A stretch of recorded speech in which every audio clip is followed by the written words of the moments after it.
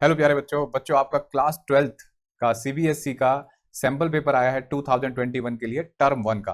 तो आज की इस वीडियो में मैं आपको सेक्शन ए एक्सप्लेन करूंगा, पूरा फॉर्मेट बताऊंगा एग्जाम का और बहुत सारी चीजें बताऊंगा पेपर के सॉल्यूशन के दौरान। अभी शुरुआत करते हैं बिना टाइम डिले करे। बच्चों देखिए, ये सैंपल पेपर है जो आज रिलीज हुआ है और ये 90 मिनट का सैंपल पेपर, मतलब उन्होंने क्वेश्चन पेपर बना के दिया है जैसा कि फॉर्मेट में पहले बताया था। और 35 मार्क्स मैक्सिमम मार्क्स होंगे बच्चों, यानी कि 1.5 घंटे का टेस्ट है।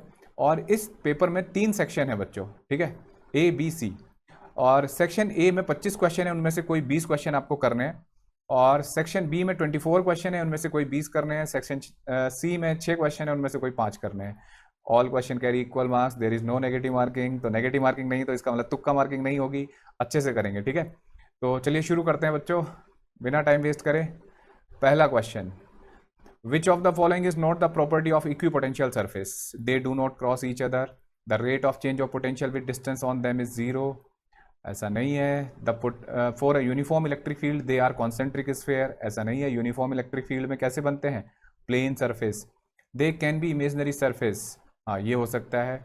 और तो इसका मतलब उसने बोला है कि नॉट द प्रॉपर्टी, इसका मतलब थर्ड ऑप्शन टिक कर दो, ठीक है। समझ में आया बच्चों? जो अप्रोप्रिएट ऑप्शन है उनमें से एक चूज करना है, तो थर्ड ऑप्शन है। अब देखो दूसरा क्वेश्चन करते हैं। The two point charges plus 8q minus 2q are located at x equal to 0 to x equal to l respectively. The point on x axis which net electric field is 0 due to these charges is. मतलब आपको null point ढूंढना है। तो देखो मैं question करके दिखाता हूँ, इसका शॉर्टकट सिखा रखा है आपको, जिनको नहीं सिखाया वो अब सीख लो। ये -2q है और बच्चों ये ओरिजिन पे है, तो ये लेंथ l है, ठीक है। आपको पता है जब दो चार्ज होते हैं और एक नेगेटिव, तो नल पॉइंट बाहर होता है और छोटे चार्ज के इलाके में होता है, ठीक है। अब देखो ये नेगेटिव चार्ज है सर, इलाका, हाँ बेटा इलाके में होता है ये। और इस पॉइंट x को कैलकुलेट करने का एक फॉर्मूला होता है बच्चों की, सेपरेशन बिटवीन द चार्ज और रूट ऑफ मैग्नीट्यूड ऑफ बड़ा चार्ज अपॉन छोटा चार्ज, ठीक है, -1 ऐसे। और ये छोटे चार्ज से डिस्टेंस आती है बच्चों, तो मैग्नीट्यूड, तो ये आ जाएगा क्यू से क्यू कट गया, 8/2 4, 4 का 2 √2, 4 का √2 है ना। तो 2 - 1 1, तो L आ गया, ठीक है। तो ये डिस्टेंस L आई इतनी, और यहाँ पे ओरिजिन है, तो L + L ये डिस्टेंस हो जाएगी। तो आंसर कितना आएगा बच्चों? 2L। पहले का भी तीसरा, दूसरे का भी तीसरा। सर ये तो ट्रिक बननी है कि हर ऑप्शन 3 ही सही है। अब देखो बच्चों next question. An electric dipole of moment P is placed parallel to the uniform electric field. The amount of work done in rotating the dipole by 90 degree. Work done का formula पढ़ा है बच्चों? हाँ सर पढ़ा है, PE cos θ1 minus cos θ2, ठीक है। कहाँ से कहाँ घुमाना है? θ1 0 मान लेंगे, तो cos 0 माइनस कितना घुमाना है? cos 90। cos 90 क्या होता है? 0 बच्चों। cos 0 1, that is PE। क्या ऑप्शन सही है बच्चों इसका? सेकेंड, ठीक है। चलो आगे बढ़ते हैं, बहुत है मुश्किल था। 3 capacitor 2 microfarad 3 microfarad 6 microfarad are join in a series with each other, the equivalent capacitance is. देखो बच्चों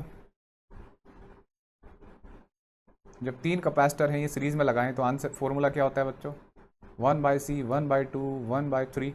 माइक्रो को बाद में लिख लेंगे, जगह कम है हमारे, है ना, जगह की किल्लत है।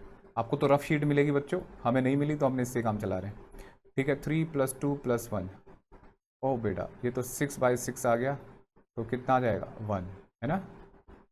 तो 1 माइक्रोफैरड, ठीक है बच्चों, ये 1। देखो बच्चों अब 2 point charges place in a magnetic medium of dielectric constant 5 दे रखा है बच्चों, ये are at distance r between them experience electrostatic force F। देखो किसी मीडियम में रखें तो फोर्स उन पे लग रहा है जैसे 1/4πε0 k इज 5, है ना। और कोई भी दो चार्ज हैं Q1 Q2/r², ठीक है बच्चों। अब उन्होंने कहा कि सेम चार्ज हैं, the electric force between them in vacuum in the same distance r। वही फोर्स हैं, वही चार्ज हैं, लेकिन अब वैक्यूम में रखे हैं। तो 1/4πε0 Q1/Q2r² होता नहीं वैक्यूम में, क्योंकि फॉर्मूला बच्चों पता है क्या? 1/4πε0 k Q1 Q2/r² होता है मीडियम के अंदर। तो यहाँ k की जगह 5 रखा, वैक्यूम में क्या हो जाएगा? k हट जाता है, 1 होता है। तो सोचो बच्चों ये कितना हो गया? F/5 नहीं हो गया? ये सोचो अगर आप, k Q1 F times of 5 times of F नहीं हो जाएगा? समझ में आया? अगर मैं इनको डिवाइड कर दूँ यहाँ से के 1/4 pi epsilon naught Q1 Q2 by R square कितना हो जाएगा बच्चों? 5 टाइम्स, चलो मैं आपको और समझाता हूँ इसी तरीके से, 1/4 pi epsilon naught F Q1 Q2 upon R square, मतलब 5 मैंने डिवाइड कर दिया ऊपर नीचे, यहाँ पे भी लिख दिया और यहाँ लिख दिया। तो ये क्या पढ़ा है आपने? देखो ये इक्वेशन 1 में एफ है ना, तो फोर्स क्या हो जाएगा? 5 टाइम्स ऑफ एफ। वैक्यूम में फोर्स बढ़ता है, मतलब हमेशा याद रखो डायलेक्ट्रिक फोर्स को डिक्रीज करता है, तो वैक्यूम में फोर्स बढ़ेगा, तो 5F। ठीक है। Which statement is true for Gauss law? आपको एक ट्रिक बताता हूँ, ट्रिक नहीं जरूरी बात। जब भी कभी ऐसा आए कि आपसे बोले कि ट्रू या फॉल्स, कई बार आपने स्टेटमेंट में देखना होता है रॉन्ग बात पूछ रहा है या ट्रू, तो ये बात का ध्यान देना जरूर हमेशा। ठीक है, तो यहाँ बोला है ट्रू बताना है, जैसे पिछला भी एक क्वेश्चन किया उसमें रॉन्ग बात बतानी थी, है ना। तो all the charges whether inside और outside Gaussian surface contribute to the electric flux. ठीक है, all the charges whether inside और outside Gaussian surface contribute to the electric flux. Electric flux depend on the geometry of the Gaussian surface. Gauss theorem can be applied to non-uniform electric field. The electric field over a Gaussian surface remain continuous and uniform at every point. देखो बच्चों, यहाँ इस question से मैं थोड़ा मतलब impress नहीं हूँ सीबीएसई के। यहाँ मतलब उन्होंने बोला है कि इलेक्ट्रिक फील्ड, और यही ऑप्शन उन्होंने करेक्ट कर रखा है, और यहाँ पे अगर कहें तो ऐसा होगा, लेकिन लैंग्वेज थोड़ी प्रॉपर होनी चाहिए थी इस क्वेश्चन की। उन्होंने बोला कि electric field over the Gaussian surface remain continuous and uniform electric field, कि गॉसियन सरफेस पे ना इलेक्ट्रिक फील्ड यूनिफॉर्म होता है और कंटिन्यूअस होता है। हाँ भाई, हर पॉइंट पे इलेक्ट्रिक फील्ड होता है, कंटिन्यूअस भी होता है, लेकिन इलेक्ट्रिक फील्ड के पास डायरेक्शन भी होती है, तो इसलिए यूनिफॉर्म बोलना, मैग्नीट्यूड वाइज यूनिफॉर्म बोलना तो सही है, तो ओवरऑल यूनिफॉर्म बोलना थोड़ा ये गलत है। ये इन्हीं की लैंग्वेज और इन्हीं का ऑप्शन है, तो लेकिन अप्रोप्रिएट यही बनता है, तो इसको टिक कर देंगे। ठीक है, अब देखो, क्योंकि जो पहले ऑप्शन थे ना, जैसे electric flux depend on the geometry of Gaussian surface, ऐसा नहीं है, ज्योमेट्री पे डिपेंड नहीं करता। टोटल फ्लक्स तो क्या देखते हैं? Q by epsilon naught. ठीक है, Gauss theorem can be applied to the non uniform electric field, क्योंकि इस वाले ऑप्शन में भी थोड़ा सा एक और बात है कि जैसे अगर मान लो ये कहते हैं कि नॉन यूनिफॉर्म इलेक्ट्रिक फील्ड, अब जैसे ये पॉइंट चार्ज है, ठीक है, ये डिस्टेंस R है, बताओ इस रीजन में यूनिफॉर्म इलेक्ट्रिक फील्ड है ना या नॉन यूनिफॉर्म है? नॉन यूनिफॉर्म है, और आपने गॉसियन थ्योरम लगा दी ना। सरफेस के क्रॉस मैग्नीट्यूड यूनिफॉर्म है, सरफेस के अक्रॉस मैग्नीट्यूड यूनिफॉर्म है, वैल्यू अलग अलग है, डायरेक्शन वाइज देख लो आप। तो ये चीज़ में थोड़ा सा मुझे मतलब इन बढ़िया दमदार क्वेश्चन नहीं लगा। ठीक है, चलो उम्मीद करते हैं सीबीएसई इसको ठीक करे ऐसे क्वेश्चन को। A capacitor plate are charge by battery V volt after charging battery is disconnected and dielectric slab with dielectric constant K is inserted between its plate, the potential difference across a capacitor will become. देखो बच्चों, एक capacitor है, ठीक है, और उसको पहले किसी बैटरी से चार्ज किया वोल्टेज V की, ठीक है, तो अब इसे डिस्कनेक्ट कर दोगे तो इसका वोल्टेज V ही रहेगा ना, ठीक है, कैपेसिटेंस C। जब इसमें डायलेक्ट्रिक भरोगे बच्चों, तो डायलेक्ट्रिक जब भरते हैं तो डायलेक्ट्रिक भरने पे क्या हो जाता है? पोटेंशियल डिक्रीज करता है बच्चों, है ना। तो पोटेंशियल डिक्रीज करेगा तो पोटेंशियल कितना हो जाएगा अब इसका नया? V by K। पढ़ रखा है सबने, पढ़ा रखा है, ठीक है। चार्ज कांस्टेंट रहेगा, पोटेंशियल डिक्रीज करेगा। क्यों डिक्रीज करते हैं? क्योंकि कैपेसिटर को अपने जो डायलेक्ट्रिक होता है उसको पोलराइज करना होता है, ठीक है, तो उसमें एनर्जी लॉस होती है, तो V बाय K हो जाएगा। ठीक है, अगर आप ऐसे समझना चाहते हैं V equal to Q by C, तो Q तो कांस्टेंट रहेगा, और नया जो कैपेसिटेंस C डैश लिख देता हूँ मैं, K टाइम्स ऑफ C होगा, और इनिशियल वोल्टेज क्या था? Q बाई C था, तो V बाई K, अगर आप प्रूफ भी करना चाहते हैं। लेकिन ऑब्जेक्टिव क्वेश्चन में आपके लॉजिक चलने चाहिए, ज़्यादा प्रूफ नहीं करना हमें, ठीक है। अब एक बात बताओ, 8th क्वेश्चन है, the best instrument for accurate measurement of EMF of a cell is, बताओ सबसे बेस्ट कौन मेजर करता है? तो आपको पता है, नल डिवाइस मेजर करता है, और नल डिवाइस में कौन सा है EMF मेजर करने के लिए? किसका यूज़ पढ़ा आपने? पोटेंशियोमीटर का। तो चलो आगे बढ़ जाते हैं, ठीक है। An electric current is passes through a circuit containing 2 wires of same material connected in parallel. तो भाई ऊपर बना लेते हैं डायग्राम। पैरेलल में 2 वायर हैं, ठीक है, और ये रेजिस्टेंस R1 मान लेता हूँ, ये R2, सेम मटेरियल है इनका, है ना, पैरेलल में है, लेंथ के रेशियो दे रखे हैं और रेडियस के रेशियो दे रखे हैं। सर रेडियस क्या होता है? वायर का, बच्चों देखो वायर होंगे ना, ये रेजिस्टेंस जिनसे बने, ये रेडियस है, ठीक है, तो रेडियस के रेशियो दे रखे हैं। Then ratio of current passes through the wire, तो मान लो ये I1 है, ये I2 है, ठीक है, तो देखो बच्चों I1 R1 equal to I2 R2, ठीक है, तो I1 अपॉन I2 क्या होगा बच्चों? R2 bye R1। सर ये कैसे लिखा आपने? भाई दोनों रेजिस्टेंस पैरेलल में है, तो पैरेलल में वोल्टेज सेम होते हैं ना? हाँ सर होते हैं, है ना। तो रो L L2/πr2 है ना, और ये होगा रो L1/πr1 स्क्वायर। अब देखो पाई से गया पाई, रो से गया रो, R1 स्क्वायर/R2 स्क्वायर ऐसे लिखेंगे, और L2/L1, ठीक है। R1/R2 क्या होगा बच्चों, 2/3 का होल स्क्वायर, और L2/L1 बताओ बच्चों, L2/L1 2/3, क्योंकि वो 3/2 है ना, तो 2/3 कर देंगे उसको। अरे सर ये 8/9 नीचे होगा 27, तो 8/27 थर्ड ऑप्शन, या थर्ड बहुत हाईलाइट हो रहा है बहुत सारे क्वेश्चन का थर्ड ऑप्शन है। अब देखो, by increasing the temperature the specific resistance of a conductor and a semi conductor, temperature बढ़ाने से बच्चों जो सेमी कंडक्टर होते हैं उनका रेजिस्टिविटी घटती है और कंडक्टर की इंक्रीज होती है। तो ऐसा कौन सा ऑप्शन है, ये थर्ड है देखो। अरे सर इसका भी थर्ड, सोचो बच्चों, टेम्परेचर बढ़ा रहे हैं ना, तो रेजिस्टिविटी, स्पेसिफिक रेजिस्टेंस रेजिस्टिविटी को ही बोलते हैं, है ना, तो थर्ड ऑप्शन सही है। अब we use alloy for making standard resistance because they have, बच्चों इसलिए यूज करते हैं कि तो वो लो टेम्परेचर सेंसिटिव होते हैं, ठीक है, टेम्परेचर सेंसिटिव बहुत कम होते हैं वो, तो यानी कि उनका low temperature coefficient of resistivity होता है, और रेजिस्टिविटी ज़्यादा होती है, क्योंकि हमें रेजिस्टेंस बनाना है तो ऑब्वियसली रेजिस्टिविटी ज़्यादा चाहिए होगी। तो सबसे बढ़िया ऑप्शन पहला ही है, आगे बढ़ना ही नहीं आपको, फर्स्ट ऑप्शन, ठीक है। अब देखो बच्चों आगे बढ़ते हैं। A constant voltage is applied between two ends of a uniform metallic wire, heat H is developed in it. If another wire of the same material double the radius, the twice the length as compared to the original wire is used, then heat in it. देखो आप एक बात बताओ, ये wire है कोई, ठीक है, और हीट का फॉर्मूला होता है बच्चों I2RT। एक तो इस क्वेश्चन में बदतमीजी है, इसमें सेम टाइम बोलना था, ठीक है, हीट बोले तो टाइम पे डिपेंड करती है, तो टाइम लिखना था कि सेम टाइम में, तो इनकी अपनी लैंग्वेज, अपना ही सॉल्यूशन, अपना ही आंसर। अब देखो इसे ऐसे लिख सकते हो, या आप लिख सकते हो V²/R×T, भाई अगर वोल्टेज दे रखा है तो, ठीक। अब इसने बोला कि if another wire of same material, है ना, double the radius and twice the length as compare to the original wire, then heat develop.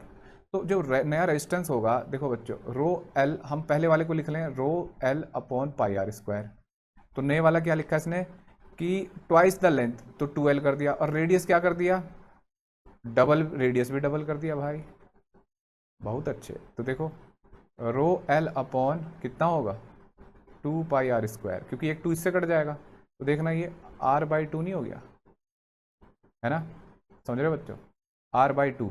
तो जो हीट होगी अब, नई हीट होगी V²/R/2, है ना, इंटू T, सेम टाइम में, तो 2 ऊपर चला गया, V²/R×T, समझ रहे बच्चों। ओ ये तो 2 टाइम्स ऑफ इनिशियल हीट है H के, है ना, तो थर्ड ऑप्शन। ए भाई इनके तो हर ऑप्शन में थर्ड ऑप्शन है यार, कोई चाल है क्या ये? अब आगे बढ़ते हैं, ये जस्ट मजाक कर रहा था भाई मैं, ये इत्तेफाक है कि इतने सारे ऑप्शन थर्ड बन रहे हैं।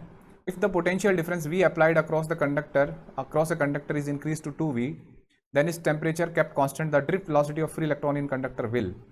देखो बच्चों ड्रिफ्ट वेलोसिटी का फॉर्मूला देखो, ड्रिफ्ट वेलोसिटी होती है E/M/τ, ऐसा कुछ, है ना। टेम्परेचर कांस्टेंट रखा आपने तो ये कांस्टेंट हो गया, मतलब E/M तो कांस्टेंट होता है, टाइम कांस्टेंट हो गया, ठीक है। इलेक्ट्रिक फील्ड V=ED होता है ना, तो लेंथ आपने नहीं बदली, समझ रहे हो बच्चों, आपने लेंथ नहीं बदली, वोल्टेज बदल दिया, तो इलेक्ट्रिक वोल्टेज कितना कर दिया, voltage is increase to 2V, तो यानी कि अगर वोल्टेज 2 टाइम्स कर दिया तो इलेक्ट्रिक फील्ड भी क्या हो जाएगा बच्चों, बोलो 2 टाइम्स हो जाएगा नहीं। सोचो drift velocity of the free electrons will be, तो वोल्टेज 2 टाइम करने से इलेक्ट्रिक फील्ड भी 2 टाइम्स हो जाती है, तो B double of the initial value. ओ भाई साहब इसका भी थर्ड ऑप्शन है, तो इसका भी थर्ड ऑप्शन है, ठीक। शायद इसमें सॉल्यूशन में इन्होंने अलग दे रखा है, लेकिन थर्ड ऑप्शन सही है, ठीक है। अच्छा 14th बच्चों, ये क्वेश्चन है, ये विजिबल नहीं है, ठीक है, ये विजिबल नहीं है, इसमें इसको जूम करने का ऑप्शन है नहीं है, ये मैंने प्रिंट आउट निकाला था तो देखा था उसमें ये क्लियर था। अब मैं आपको ऐसे बता देता हूँ कि बच्चों ये जो 2 रेजिस्टेंस है, ये 2, ये पैरेलल में ले लेना, फिर सीरीज़ में, और फिर इसके साथ पैरेलल में, ठीक है, ये 2 पैरेलल में, फिर सीरीज़ में, और उसके साथ ये पैरेलल में, तो ए बी के बीच में इक्विवेलेंट रेजिस्टेंस आ जाएगा। ठीक है, देखो बच्चों, अब ये क्लियर नहीं है तो हम इसे बस आप खुद सॉल्व करेंगे। ठीक है, बड़ा मुश्किल क्वेश्चन नहीं, बस वैल्यू देख लेना। ऐसा unit of magnetic field intensity, देखो इस क्वेश्चन के बारे में बताऊं बच्चों।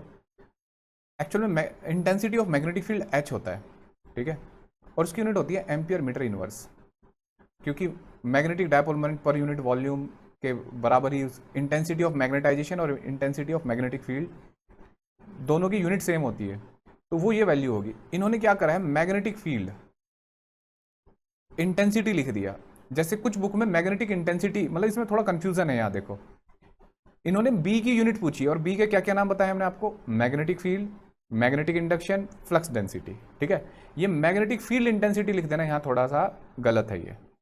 ठीक, अब देखो बच्चों, फिर भी चलो कोई बात नहीं, अब ऑप्शन तो उन्हीं से बनेगा, इसका तो आ नहीं रहा। तो B इक्वल टू होता है, जैसे ये देखो न्यूटन के साथ दे रखा है। ठीक है, तो फोर्स का एक फॉर्मूला होता है बच्चों, उसको यूज कर सकते हैं हम, F इक्वल टू IBL, है ना, होता है ना। अगर वायर रखा है मैग्नेटिक फील्ड में साइन थीटा डायमेंशनलेस होता है, तो फोर्स की यूनिट क्या होगी, न्यूटन, I की क्या होगी, एम्पियर, B की कैलकुलेट करनी है ना, लेंथ क्या होगा, मीटर, तो क्या बन जाएगा बच्चों, ये न्यूटन एम्पियर मीटर, बी की यूनिट आ गई, है ना। तो क्या कर सकते हैं, newton ampere inverse metre inverse, कहाँ है भाई, newton ampere inverse metre inverse, ये रहा। ठीक है, तो सेकंड ऑप्शन सही है। क्लियर है बच्चों। अब देखो आगे बढ़ते हैं। The coil of moving coil galvanometer is wound over a metallic frame in order to reduce hysteresis, increase sensitivity, provide moment of inertia. देखो गैल्वेनोमीटर में एक सिलेंडर होता है, सॉफ्ट आयरन सिलेंडर, उसके कई काम होते हैं बच्चों। एक तो वो स्ट्रॉन्ग मैग्नेटिक फील्ड बनाता है, दूसरा, पहले मैं ये बताता हूँ, इस पर वाइंडिंग की जाती है ऐसे,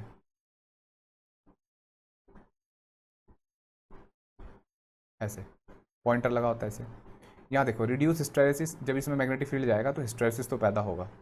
इंटेंसिटी इंक्रीज करता है, सॉरी सेंसिटिविटी नहीं, सेंसिटिविटी के लिए और तरीके हैं हमारे पास बढ़ाने के उसको। इंप्रूव मोमेंट ऑफ इनर्शिया नहीं, प्रोवाइड इलेक्ट्रोमैग्नेटिक डैम्पिंग, इंक्रीज, अगर मोमेंट ऑफ इनर्शिया इंक्रीज करेगा तो और मुश्किल हो जाएगी।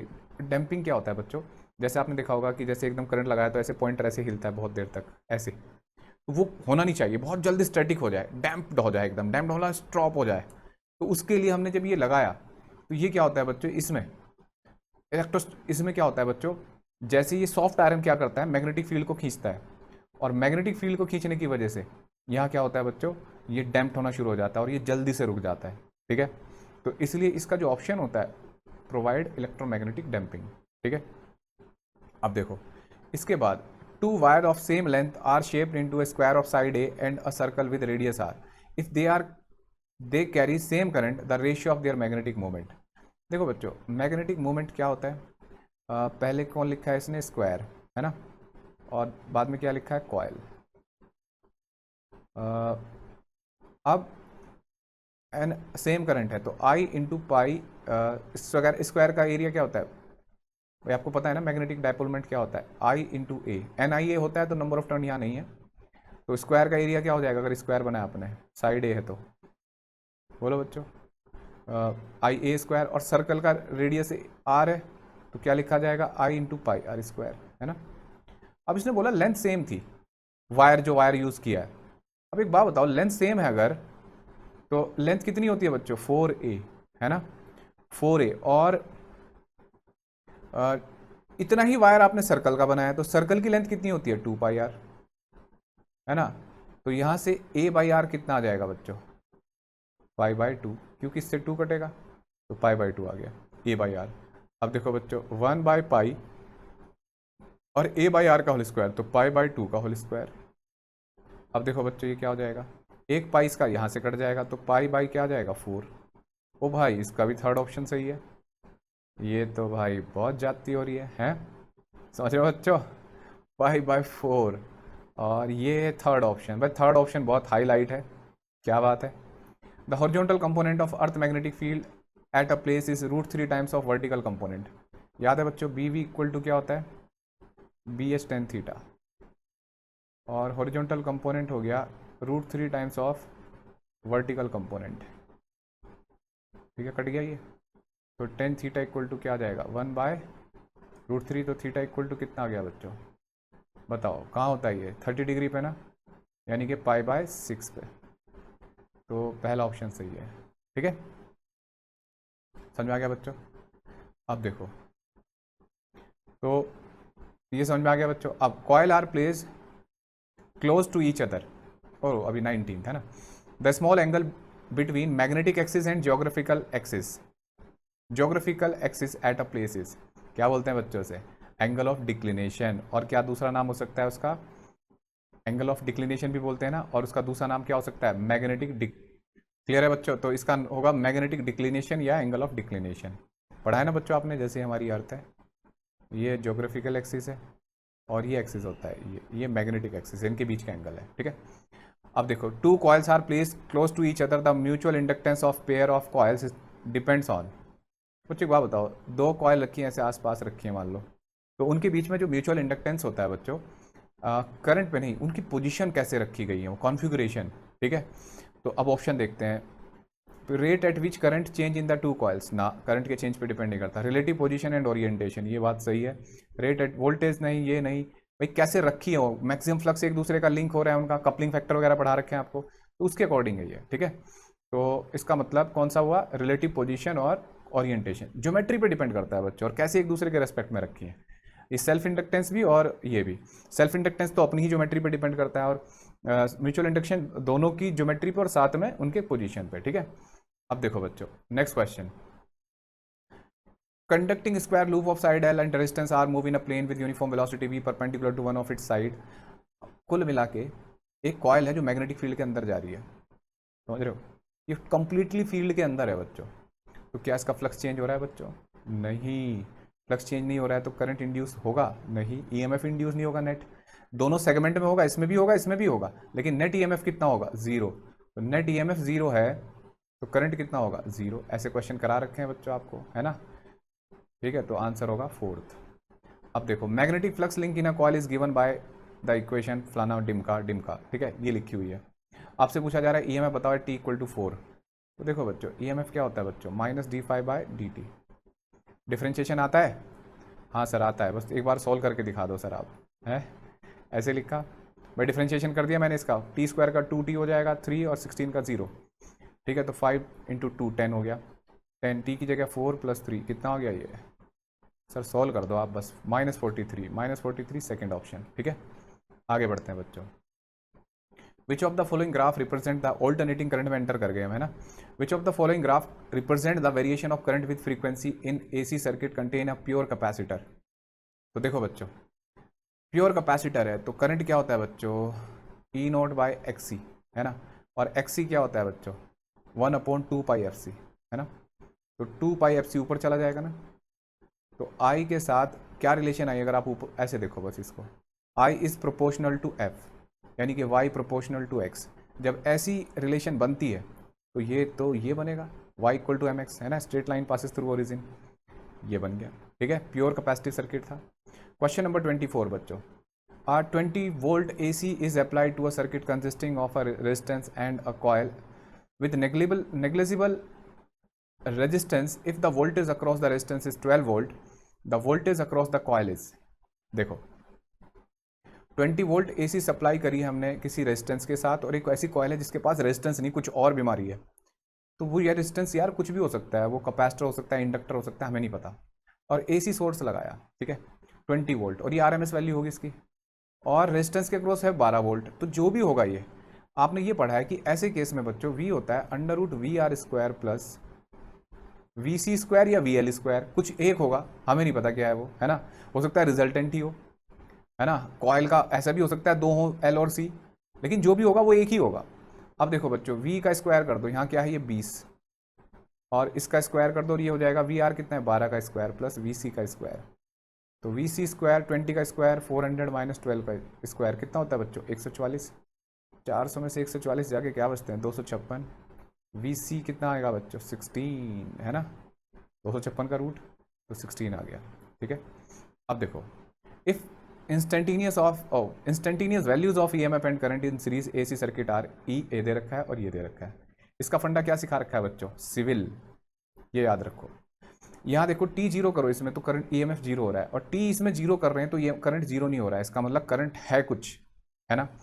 करंट अगर कुछ है तो भाई इसका मतलब करंट लीड कर रहा है वोल्टेज को, और करंट लीड करता है वोल्टेज को इन कैपेसिटिव सर्किट। कैपेसिटिव सर्किट में करंट लीड वोल्टेज, है ना।